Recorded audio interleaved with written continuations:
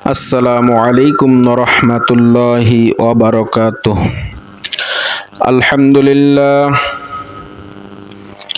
আলহামদুলিল্লাহি ওয়াহদা ওয়াসসালাতু ওয়াসসালামু আলা মান লা নাবিয়্যা বা'দা।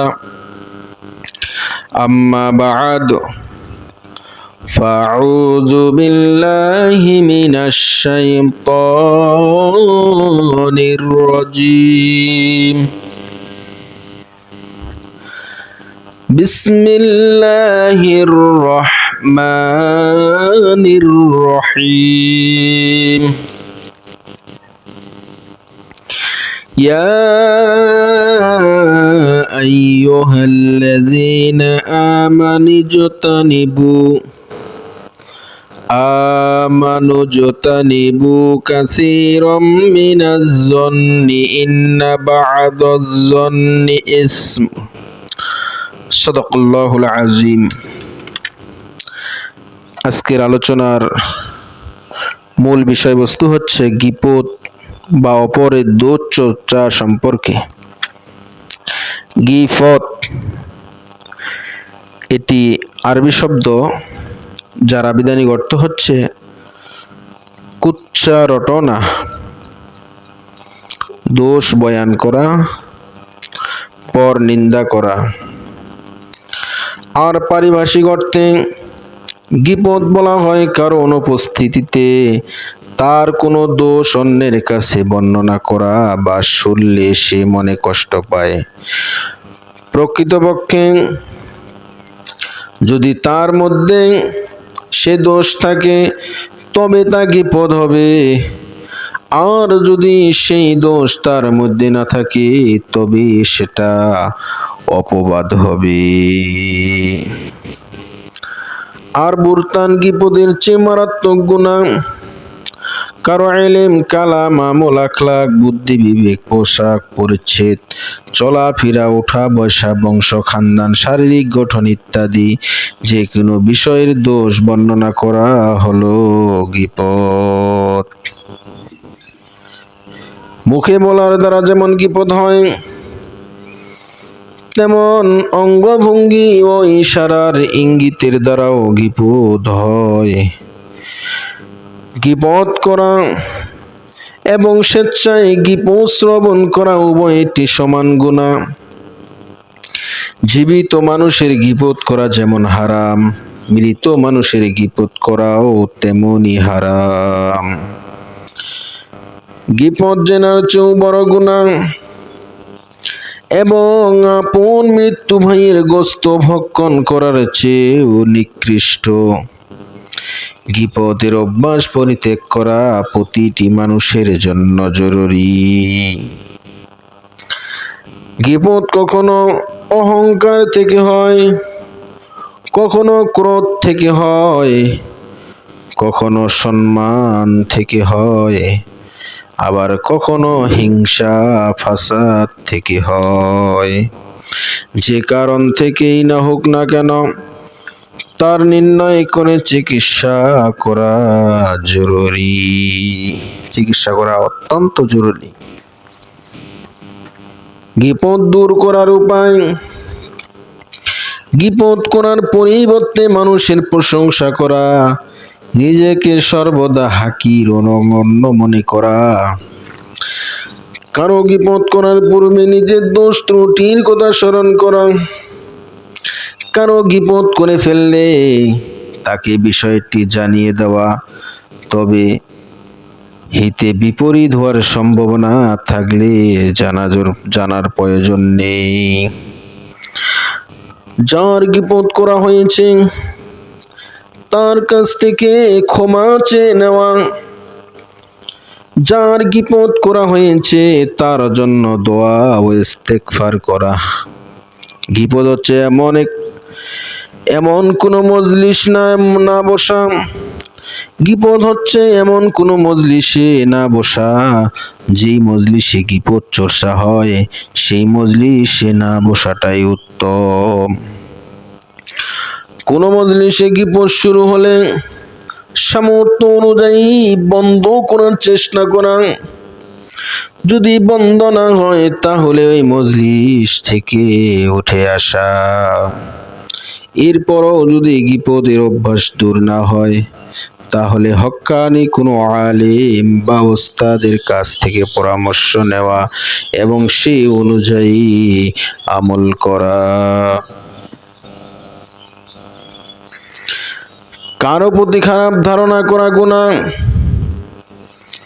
আল্লাহ পাক রব্বুল আলামিন বলেন সূরা হুজুরাত আয়াত নাম্বার 12, আল্লাহ বলেন ইয়া আইয়ুহাল্লাযীনা আমানু জতানিবু কাসীরাম মিনাজ-যন্নি ইন্না বা'দাজ-যন্নি ইসম। আল্লাহ বলেন হে ঈমানদারগণ, তোমরা অনেক ধারণা থেকে বেঁচে থাকো,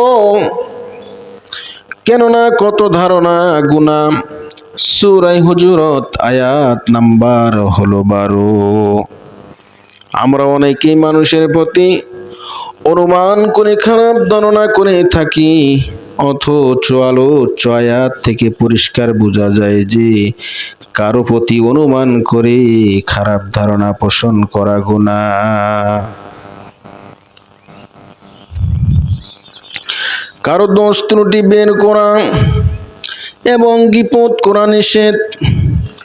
সূরা হুজুরাত 12 নম্বর আয়াতে আল্লাহ বলেন ওয়ালা তাজাসসু ওয়ালা ইয়াগতাবু বা'দুকুম বা'দা, এবং তোমরা একে অন্যের দোষ ত্রুটি অন্বেষণ করো না এবং পরস্পর গীপত করো না।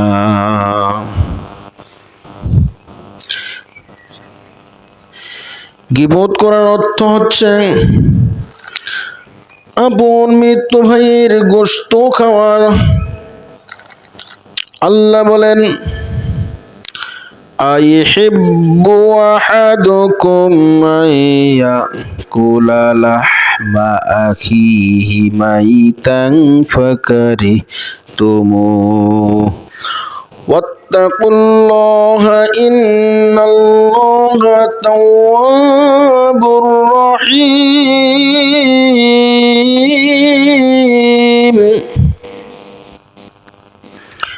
তোমাদের মধ্যে কেউ তার মৃত্যু ভাইয়ের গোশত ভক্ষণ করতে পছন্দ করবে, অতএব তোমরা তো তা ঘৃণাই করো। সুতরাং তোমরা আল্লাহকে ভয় করো, নিশ্চয় আল্লাহ তওবা কবুলকারী পরম দয়ালু। সূরা হুজুরাত 12 নম্বর আয়াত। গীপত করার পরিণাম অত্যন্ত ভয়ানক। আল্লাহ পাক বলেন ওয়াইলুল লিকুল্লি হুমাযাতিল লুমাযাহ, পিছনে ও সামনে প্রত্যেক পরনিন্দাকারীদের জন্য দুর্ভাগ্য ধ্বংস। আল্লাযী জামাআ মালান ওয়া আদ্দাদাহ, যে সম্পদ জমা করে এবং বারবার তা গণনা করে। আয়াহসাবু আন্না মালাহু আখলাদা, ইয়াহসাবু আন্না মালাহু আখলাদা, সে মনে করে তার সম্পদ তাকে চিরজীবী করবে। কাল্লা লা ইউমবাযান্না ফিল হুতামা, কখনো না, অবশ্যই সে নিক্ষিপ্ত হবে হুতামায়।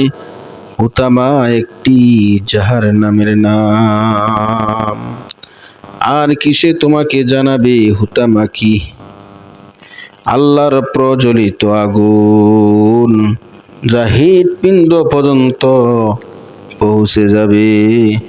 নিশ্চয় তা তাদেরকে আবদ্ধ করে রাখবে প্রজ্বলিত স্তম্ভসমূহে।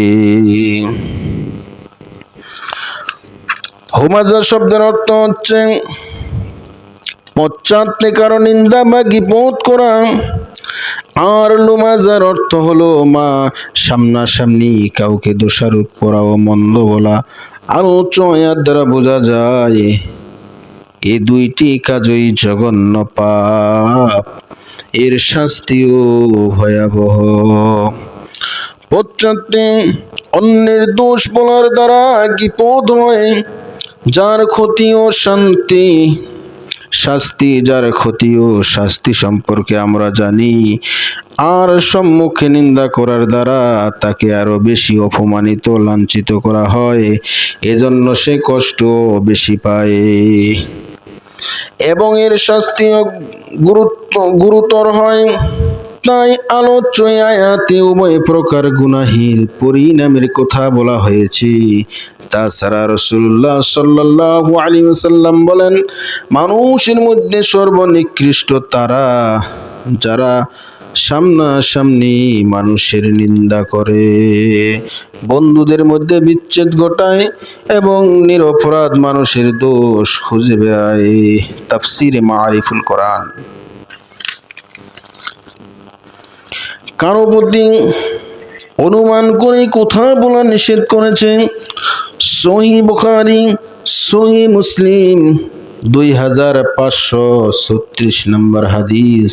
হযরত আবু হুরায়রা রাদিয়াল্লাহু তাআলা আনহু থেকে বর্ণিত, নবী করিম সাল্লাল্লাহু আলাইহি ওয়াসাল্লাম ইরশাদ করেন, তোমরা আন্দাজ অনুমান থেকে বেঁচে থাকো, কেননা অনুমান করে কথা বলা সবচেয়ে বড় মিথ্যা। গীবত জেনার চেয়েও বড় গুনাহ। মিশকাত শরীফের হাদিস, আল্লাহ রাসূল সাল্লাল্লাহু আলাইহি ওয়াসাল্লাম বলেন, গীবত জেনার চেয়েও বড় গুনাহ। গীবত জেনার চেয়েও কি বড় গুনাহ। এজন্য আমরা গীবত ছাড়বো, নিজেও ছাড়বো। আমাদের পাড়া প্রতিবেশী যারা আছে, যারা মানুষের গীবত শিকায়ত করে বেড়ায়, তাদেরকে আমরা এই নসিহত করব।